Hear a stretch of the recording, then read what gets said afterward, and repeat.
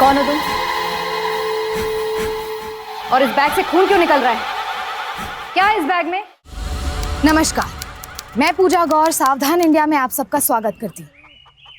Politics देश को चलाने और आगे बढ़ाने के लिए होती है और पॉलिटिकल लीडर्स का काम होता है नागरिकों की आवाज बनना। लेकिन कई नेता इस राजनीतिक ताकत और सत्ता का गलत इस्तेमाल करते हैं। आज हम आपको एक ऐसी ही घटना दिखाने जा रहे हैं। आपने देखा कि एक आदमी ने पुलिस स्टेशन आकर कबूल किया कि उसने खुद अपनी ही बेटी का खून कर दिया, वो भी इतनी बेरहमी के साथ। अब यहाँ सवाल ये था कि एक खूनी खुद पुलिस स्टेशन आकर अपना जुर्म कबूल क्यों करेगा? जाहिर है कि ये वारदात सामान्य हालातों में नहीं हुई थी। तो फिर क्या वजह थी कि एक बाप अपनी ही बेटी का हत्यारा बन बैठा? क्या उसका इकबाले जुर्म सही था? और इसका राजनीति से क्या संबंध था? इन सारी बातों को जानने के लिए आइए नजर डालते हैं कुछ अरसे पहले की घटनाओं पर। अरे जल्दी आओ, देर हो रही है मुझे। अरे बुलाओ ना अपनी लड़कियों को। आपने सर पे चढ़ाया है। देवकी के स्कूल के सारे लोग कहते देवकी किसी से नहीं डरती, अपनी टीचर से भी नहीं। गलती की होगी तो डरू ना, ऐसे किसी से कैसे डर जाओ? अभी तो कहता हूँ पुलिस में भर्ती होगी ये। समझाओ जरा अपनी बेटी को, कॉलेज पढ़ने जाती है ना, फिर इतना सजने संवरने की क्या जरूरत है? और ये लिपस्टिक लगाना क्यों सीख रही है? चलो।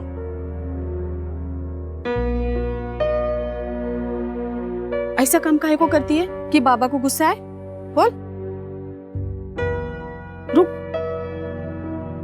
जा जा जा जा जा जा। सुभाष भाऊ जिंदाबाद जिंदाबाद जिंदाबाद। सुभाष भाऊ जिंदाबाद जिंदाबाद जिंदाबाद।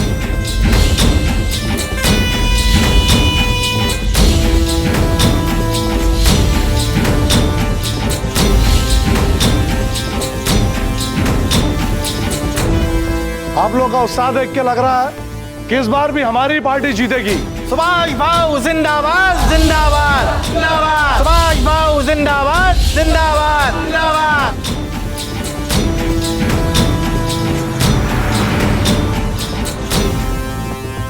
क्या बोला? इतना लेट काहे को हो जाता तू आजकल? बाबू वो आजकल छोटी बेटी को स्कूल छोड़ने के बाद बड़ी बेटी को कॉलेज छोड़ने जाता हूँ ना, बस उसी में देर हो जाती है। बड़ी बेटी को कॉलेज छोड़ने में ऐसी क्या जरूरत पड़ गई? कोई टेंशन है क्या?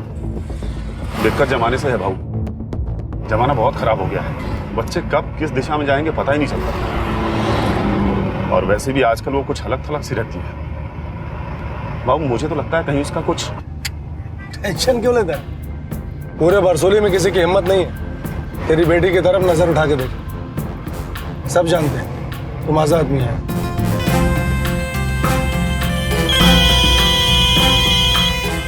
हेलो, आ गई? बिठा के रख, आता हूं मैं। सर्किट हाउस ले लो। जी बाबू।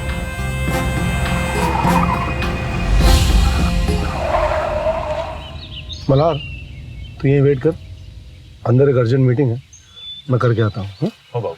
और हाँ, उसके बाद फिर इलेक्शन कमीशन का ऑफिस भी चल रहा है।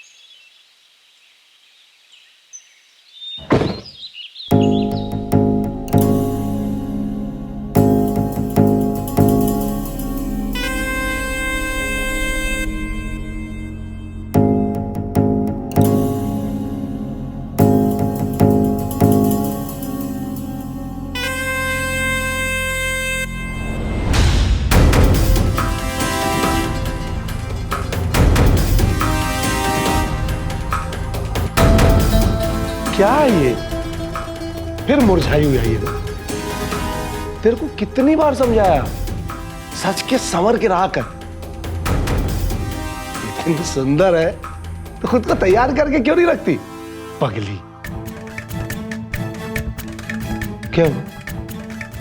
डर रही है? अरे कुछ पहली बार थोड़े है, पूरा महीना होने को आया है। कोई दिक्कत है? हाँ? तू नहीं चाहती कि तेरे बाबा खुश रहे, घर वाले सब सुखी रहे, जिंदा रहे?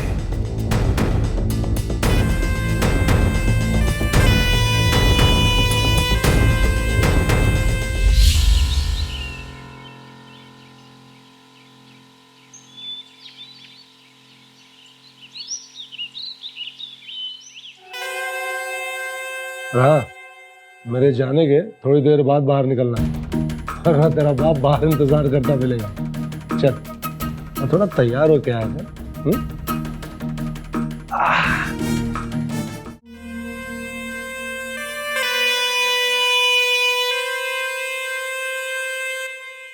चल मलार।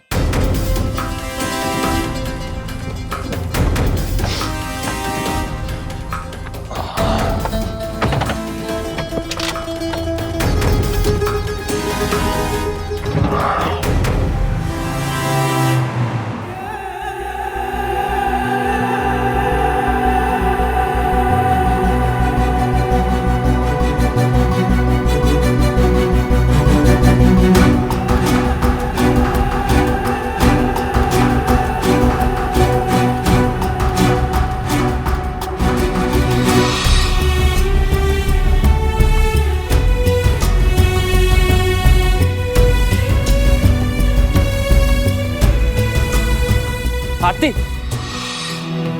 तुम क्लास के बीच से कहाँ चली गई थी? अरे यहाँ वहाँ क्या देख रही हो आरती? कहाँ चली गई थी बताओ ना।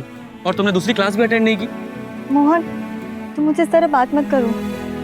ये सब क्या चल रहा है आरती? कुछ दिनों से मैं तुम्हें देख रहा हूँ, तुम्हारा व्यवहार बहुत बदल गया है। तुम बदल गई हो। कोई परेशानी है क्या तुमको? अरे कोई परेशानी है तो बताओ ना मुझसे प्लीज। मैं तुमसे बाद में बात करती हूँ। अरे आरती सुनो तो यार। आरती,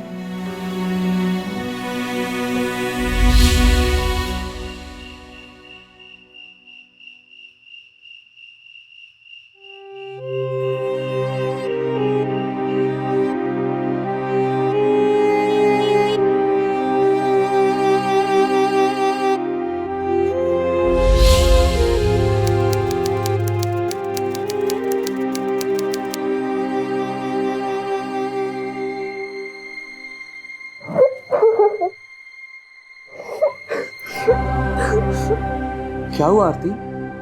क्या हुआ बताओ ना, तुम रो क्यों रही हो?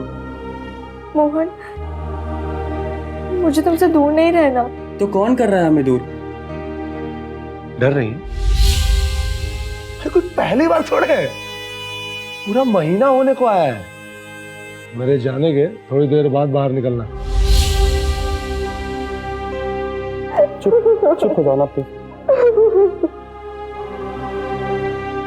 आरती की हालत देखकर ये साफ जाहिर था कि वो जिस रास्ते पर चल रही थी वो उसकी मर्जी नहीं बल्कि उसकी मजबूरी थी। लेकिन ऐसी क्या मजबूरी थी उसके सामने? आखिर क्या वजह थी कि एक मेहनती और सादे से परिवार की शरीफ सी लड़की इतने बड़े आदमी के हाथों सेक्सुअली एक्सप्लॉइट हो रही थी और इस तरह से घुट घुट कर मर रही थी? सुभाष पाटिल काफी बड़ा पॉलिटिकल लीडर था और आरती के पिता उसी के यहाँ ड्राइवर थे, लेकिन इस बात से अनजान थे कि वही आदमी उसकी बेटी की जिंदगी बर्बाद कर रहा है। आरती की घुटन और भी ज्यादा थी क्योंकि वो ये बात किसी से शेयर नहीं कर सकती थी, यहाँ तक कि उसके सबसे करीबी दोस्त मोहन से भी नहीं। आखिर क्यों वो ये जुल्म सह रही थी? और सुभाष पाटिल की हैवानियत का ये सिलसिला आखिर कब तक चलने वाला था? ये क्या है? ये कोई समय है लड़कियों का घर से बाहर रहने का? अरे आरती इस समय घर से बाहर क्या कर रही है?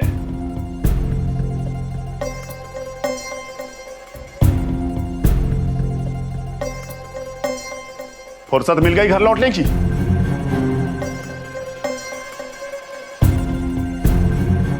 अभी वक्त ही क्या हुआ है?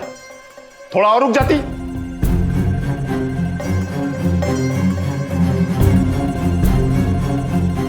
कहां थी अब तक? पापा, मैं तो पढ़ने गई थी। मैं दिन रात तुम लोगों के लिए मेहनत कर रहा हूं और एक तुम हो, हमारी नाक कटाने की कोई कसर नहीं छोड़ रही हो।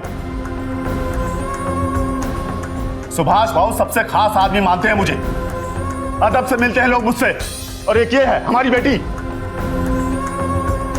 कि उस मोहन के साथ हमारा नाम खराब कर रही है। पापा, मोहन तो चुप! और मोहन जैसे लड़कों की वकालत भी करेगी मेरे सामने? ये क्या कर रहे हैं आप? इतनी बड़ी लड़की पे कोई हाथ उठाता है क्या? हाथ उठाना?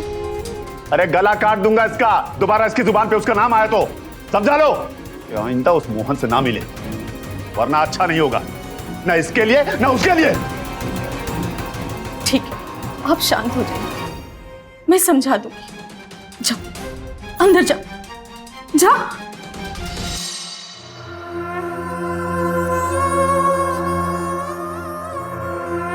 इंदु तू समझ नहीं रही है। अगर किसी ने इसे मोहन के साथ बाहर देख लिया तो हम किसी को क्या मुंह दिखाएंगे? अरे सुभाष भाऊ को क्या कहेंगे हम? सुभाष भाऊ हम लोगों का इतना ख्याल रखते हैं और यह है कि हमारे साथ साथ उनका नाम खराब करने पे भी लगी हुई है। अरे सुभाष भाऊ को इसकी थोड़ी भी भनक लग गई ना तो हमारी उनके सामने क्या इज्जत रह जाएगी?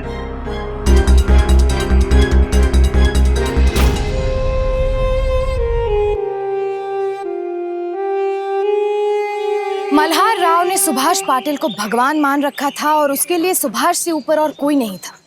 उसे डर था कि कहीं सुभाष पाटिल तक उसकी बेटी की बदनामी पहुंची तो उन्हें कितना बुरा लगेगा। उसने सपने में भी नहीं सोचा था कि वही शैतान उसकी बेटी, उसके घर की असली इज्जत को तार तार कर रहा है। इस बात से अनजान मल्हार अपने मालिक के साथ हर कदम पर साथ चल रहा था क्योंकि इलेक्शंस आने वाले थे। हमारा नेता कैसा हो? हमारा नेता कैसा हो?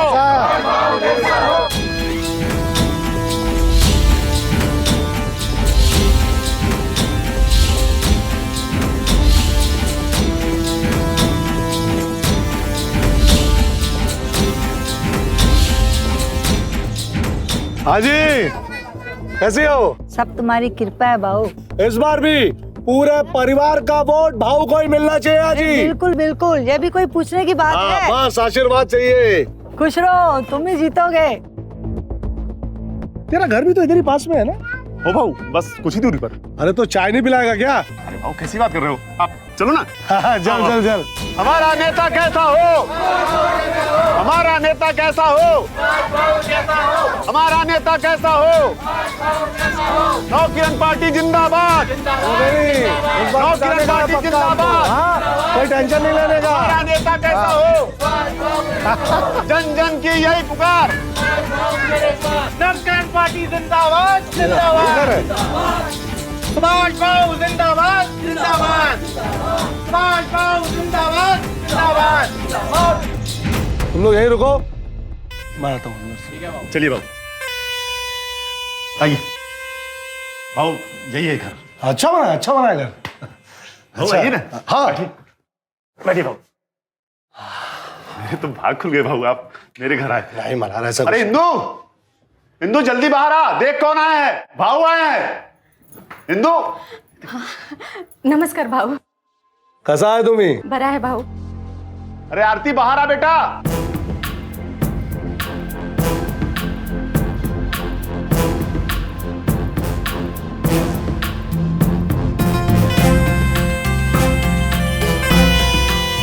वहां खड़े खड़े क्या कर रही है? चल भाऊ के पैर छू। चल इकडे इकडे। अच्छा पैर छू। चल। हाँ, क्या कर रही हो? हमारा लड़कियां पैर नहीं छूती। कैसी हो? प्यारी बच्ची है।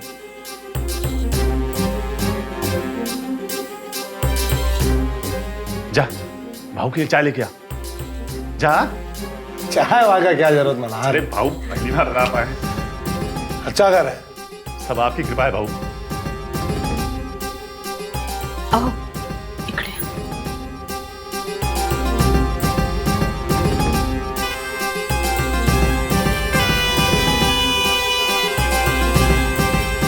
कहा था? आप बता नहीं सकते थे भाऊ घर आने वाले हैं?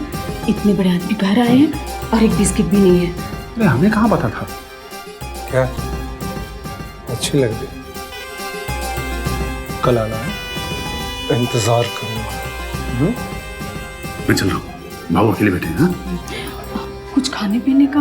अरे तू चिंता मत कर, भाऊ घर के जैसे हैं। हाँ? चल।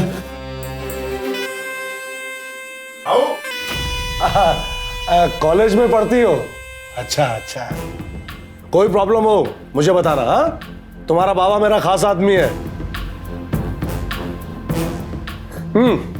लेट हो रहा मल्हार, चलते हैं। हाँ भाऊ चाय तो पी। अरे फिर आके पी लेंगे, खाना खाएंगे आके आराम से। हाँ अच्छा भाऊ, चलता हूँ।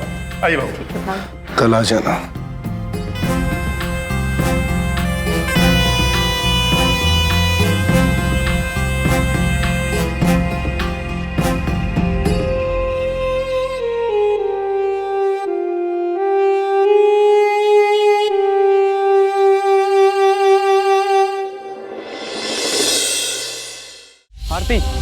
आरती मुझसे बात करो ना प्लीज। अरे आखिर बताओ तो सही, बात क्या है? आरती मैं तुमसे बात कर रहा हूँ, रोड से नहीं बात कर रहा। आरती मुझे बताओ ना कि बात क्या है, मुझसे बात करो ना प्लीज।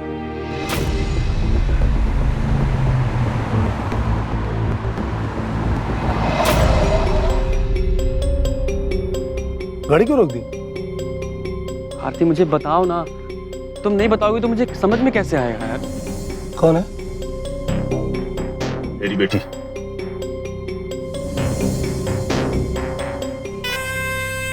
चिंता मत कर, पता चलेगा। इस लड़के को अभी का अभी पता चलेगा कि जिस लड़की के साथ है वो किसकी इज्जत है, किसकी अमानत है। टेंशन मत ले मना। हाँ, किधर है तू? अभी के अभी आ तिलक पर। हाँ चल। तुम बताओगे ही नहीं कि हुआ क्या है तो मुझे समझ में कैसे आएगा? बोलो तो सही। आरती को बस में रखने के लिए सुभाष अपनी सारी ताकत और पैसे का इस्तेमाल कर रहा था। वो उसके लिए सिर्फ एक शिकार थी जिसे वो किसी हालत में आजाद नहीं देख सकता था। आरती के परिवार पर सुभाष की मेहरबानियां कम भी नहीं थी और शायद यही वजह थी कि आरती उसकी ताकत के सामने मजबूर थी। लेकिन कुछ ही दिनों बाद एक ऐसी घटना घटी जिसने सब कुछ पलट कर रख दिया।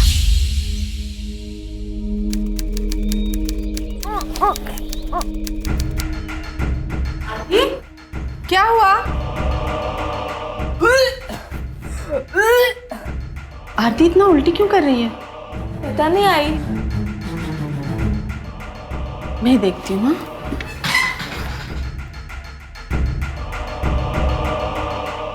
आरती, तू ठीक है ना बेटा? क्या हुआ तुझे? इस सुबह से तू इतनी उल्टियां क्यों कर रही है? हाँ, चल डॉक्टर पास जाके आते हैं। नहीं माँ, डॉक्टर के पास नहीं जाना है। क्यों? डॉक्टर के पास क्यों नहीं जाएगी? आरती, सच सच बता, क्या बात है? मेरा दिल बैठा जा रहा है। आरती बता। आरती, कहीं तू माँ?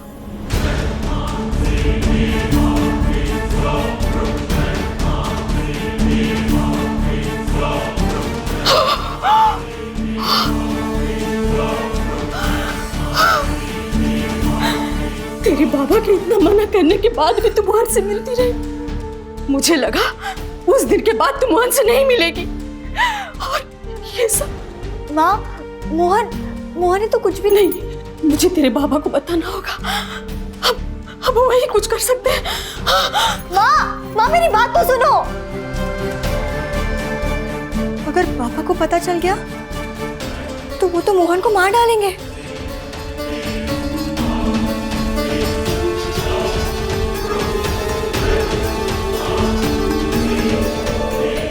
आरती! आरती! आरती! देखी, आरती कहाँ है? आरती किधर है? आई, अब बाबा के पास गए, वैसे ही वो चली गई।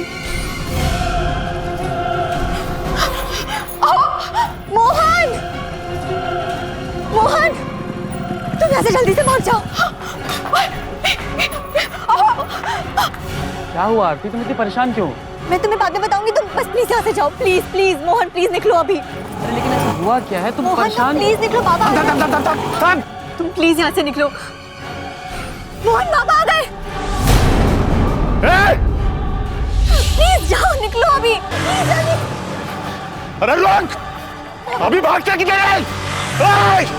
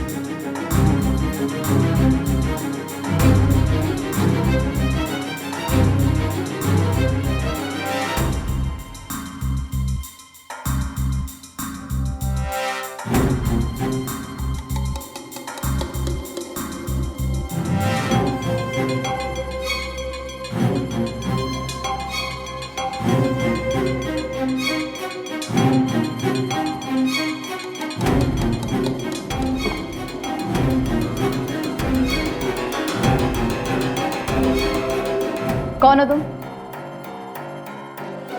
और इस बैग से खून क्यों निकल रहा है? क्या है इस बैग में? मेरी बेटी का सर है इसमें। क्या?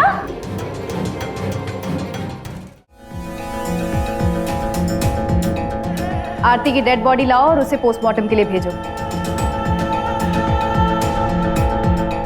कितनी अजीब बात है ना मैडम, एक बाप ने अपनी बेटी को मारा, वो भी इस तरह। राठौर, यह आदमी दिखा रहा है कि इसे अपनी बेटी का खून करने के बाद भी कोई अफसोस नहीं है, लेकिन इसके चेहरे के भाव कुछ और ही बता रहे हैं, जैसे कि ये कुछ छुपा रहा हो। पता करो मोहन कहाँ है। Yes ma'am.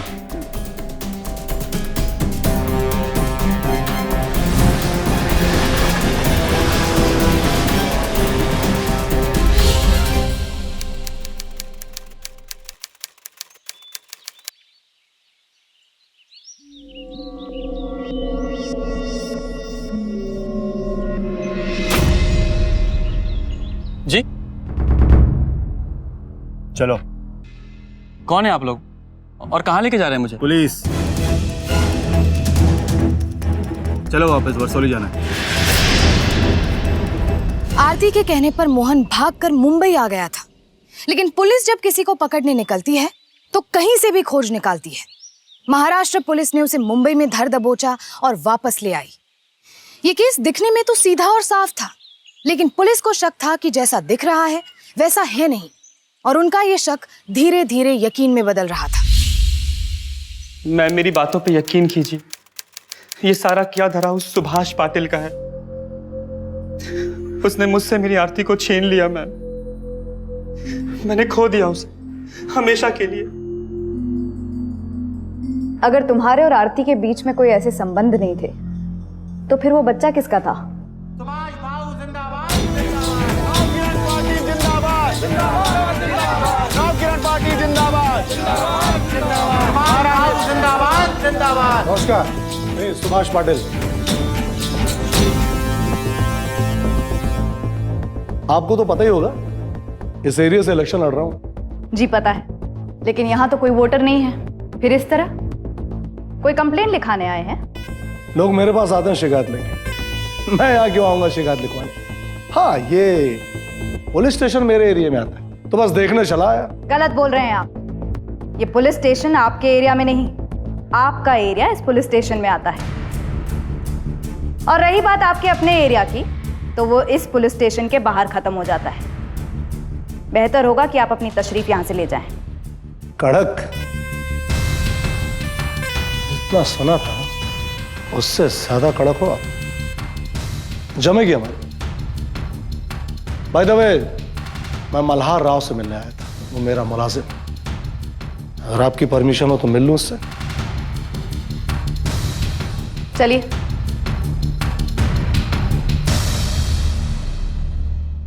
मल्हार,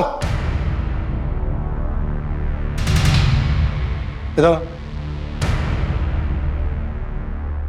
आना।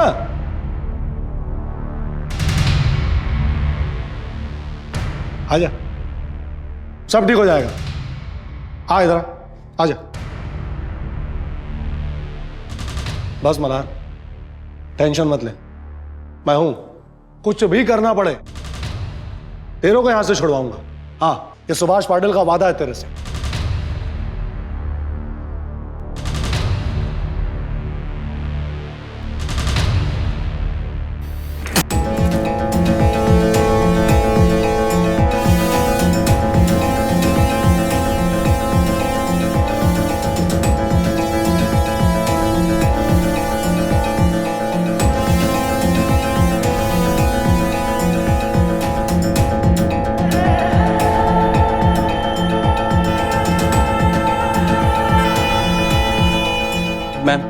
मैम, ये सारा किया धरा इसी सुभाष पाटिल का है।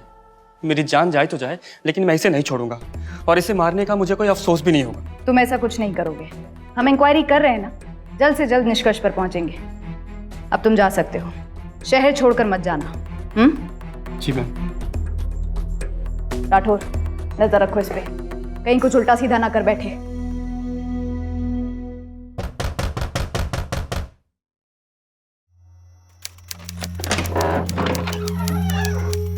नमस्ते। मुझे आपसे कुछ बात करनी है। आप माँ हैं और आप सब कुछ सच कहेंगे ऐसा मेरा पूरा भरोसा है। क्या हुआ था उस दिन? सब गलती मेरी बेटी की ही थी। शादी से पहले वो माँ बनने वाली थी। कौन बाप बर्दाश्त करता? इन्होंने उसे मार डाला। आप सच कह रही हैं या कोई और भी बात है? देखिए, अगर आपके मन में ऐसी कोई भी बात है जो आप कह नहीं पा रही हैं, तो आप बिना किसी संकोच के मुझसे कह सकती हैं। और कोई बात नहीं है, यही सच है।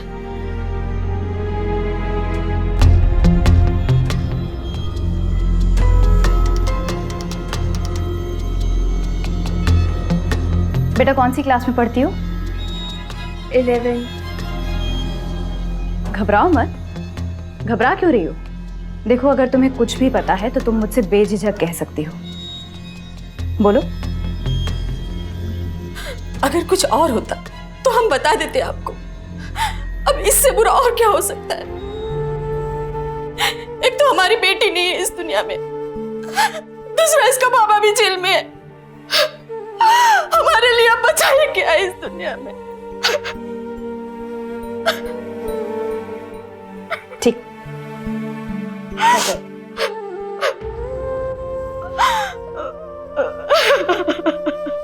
हर बात के लिए मेरे को बोलने से नहीं है। इधर देख लो क्या, बाकी तू संभाल ले। नहीं है तो बिल्कुल बाबू।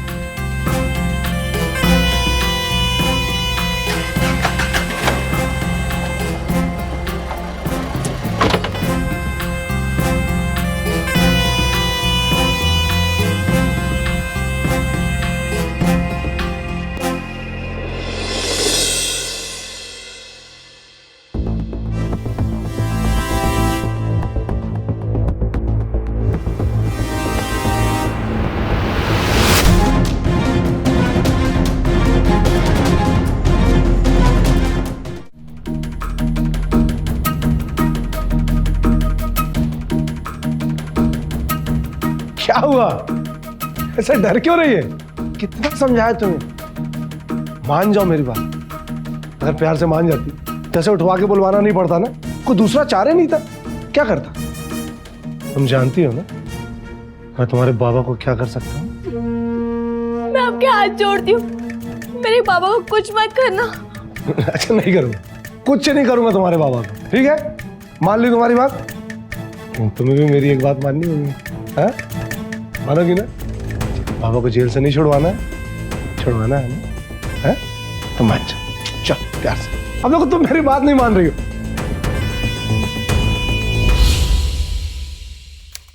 मैंने आपसे कहा ना कि हमसे जो हो सकता है हम कर रहे हैं, लेकिन सुभाष पाटिल के बारे में अभी तक कुछ पता नहीं चला है। लेकिन आज 2 दिन हो गए हैं और भाऊ का कुछ अता पता नहीं चल पा रहा है। अरे मैडम, इलेक्शन का टाइम है, जरा जल्दी ढूंढिए उनको। हाँ, तो यही तो बात है कि इलेक्शन का टाइम है, और फिर तुम्हारे भाव के तो दुश्मन भी बहुत है ना? हाँ, तो उठा लिया होगा किसी ने। अगर तुमको किसी पे शक है तो हमें बताओ, हम उससे पूछताछ करेंगे। हाँ, शक नहीं मैम, शक वक्त तो किसी पर भी नहीं। हाँ, तो फिर ढूंढने दीजिए ना, हम ढूंढ रहे हैं। जैसे ही कुछ पता चलेगा आपको जरूर बताएंगे, ठीक है? अच्छा, चलते हैं। मैम, डीएनए टेस्ट की रिपोर्ट आ गई है। अच्छा, हमारा शक सही था। मोहन कहाँ है?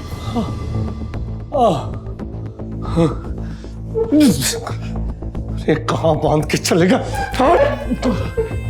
अरे खोलो, खोलो।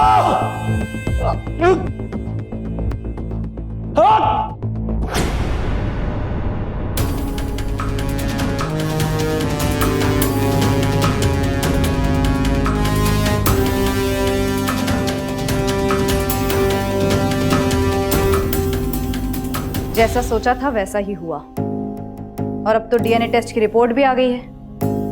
आरती तुम्हारे बच्चे की मां बनने वाली थी, क्यों? तूने किया सर,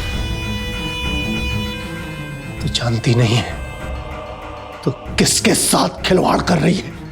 मैं छोड़ूंगा नहीं तुझे। जैसे तोते को मिर्ची खिलाते ना बुलवाने के लिए, ऐसे मैं तुझे ये खिला दूंगी।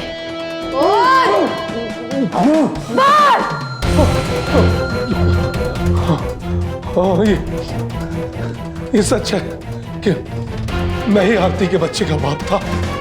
मैंने जब उसे पहली बार देखा तभी से उस पे मेरी नजर थी और उसके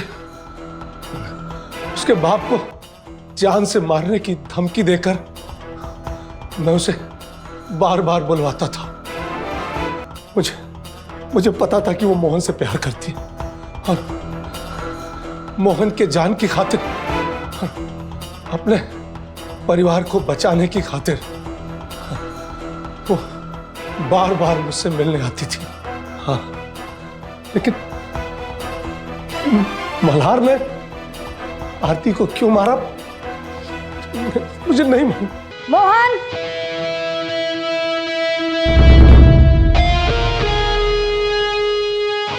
देवकी, बताओ उस दिन क्या क्या हुआ था। जब आयु और पापा दीदी के पीछे गए, मैं बहुत डर गई थी। मुझे लगा पता नहीं पापा दीदी के साथ क्या करेंगे, इसलिए मैं भी उनके पीछे चली गई। चल मेरे साथ। आपने मेरी बेटी की जिंदगी खराब कर दी भाऊ। आपको इसका पश्चाताप करना होगा। शादी करनी होगी मेरी बेटी से।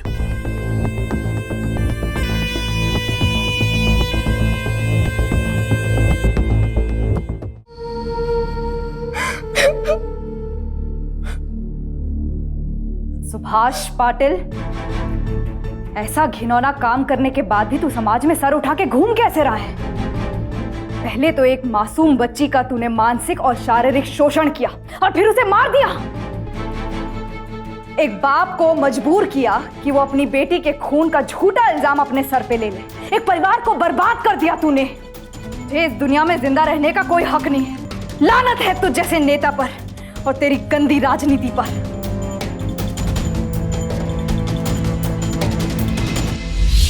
आरती अपने परिवार की खातिर उस वहशी नेता के जुल्म घुट घुट कर सहती रही और आखिर सुभाष ने उसकी जान ले ली। लेकिन जिस तरह से एक जानवर के मुंह एक बार खून लग जाने पर वो बार बार इंसान का शिकार करता है, सुभाष पाटिल भी इंसान के रूप में वैसा ही एक आदमखोर था। आरती के बाद उसने उसकी छोटी बहन को भी नहीं बख्शा। लेकिन ईमानदार पुलिस अफसर शांता बिश्नोई की हिम्मत और मोहन की मदद से वो पुलिस की गिरफ्त में आ गया। माना कि रसूख वाले लोग हों या बड़े राजनेता हों, अपनी ताकत के बल पर बहुत सी चीजों और लोगों को खरीद लेते हैं, लेकिन ईमानदारी और ताकत अक्सर ऐसे लोगों पर भारी पड़ जाती है और वही ऐसे भारत और सत्ता का गलत इस्तेमाल करने वालों के खिलाफ सही जवाब है। सुभाष पर आरती का कत्ल करने के लिए आईपीसी दफा 302, आरती के साथ अडल्ट्री के लिए दफा 497, मोहन पर जानलेवा हमला करवाने के लिए दफा 307 और देवकी पर अटेम्प्ट टू रेप के लिए दफा 354 के तहत मुकदमा चलाया गया और उसे उम्र कैद की सजा सुनाई गई। और जहां तक उसके पॉलिटिकल करियर का सवाल था, वो तो केस खुलने के साथ ही हमेशा के लिए खत्म हो चुका था। याद रखिए, कोई चाहे जितना लोकप्रिय या ताकतवर हो, उन पर अंधा यकीन ना करे और अपने बच्चों के साथ ऐसा रिश्ता कायम करे कि अगर कोई भी उन्हें परेशान करे तो वो आपसे खुलकर बात कर सके, ताकि बाहर के लोग उनकी मासूमियत और अकेलेपन का फायदा ना उठाएं। फिर होगी आपसे मुलाकात जुर्म से जंग की सच्ची घटना के साथ। तब तक सावधान इंडिया, इंडिया फाइट्स बैक। तो सावधान